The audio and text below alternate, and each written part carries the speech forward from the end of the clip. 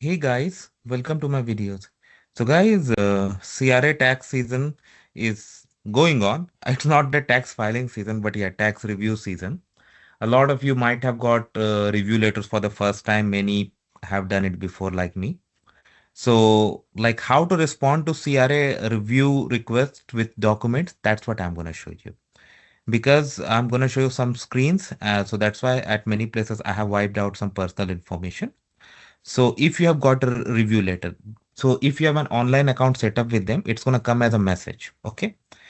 Too many scams are going on and scammers can do anything nowadays. So that's why you have to be very careful. So if you have got a review letter where they may ask you some explanation, documents, and let's say you have prepared. Okay.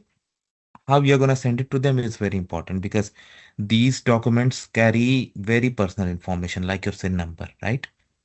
So what you have to do, you have to log into your CRA account. Okay. On your main account or screen, you see this connect with us under submit documents. Okay. And just above you have mail. So this submit documents is the area where you're gonna click on it. Okay.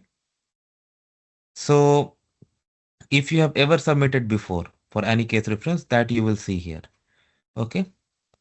On this screen, I have removed that.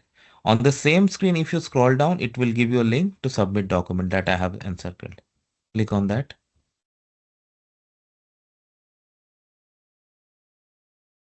So the first option, click on start. Okay, you see this is start button.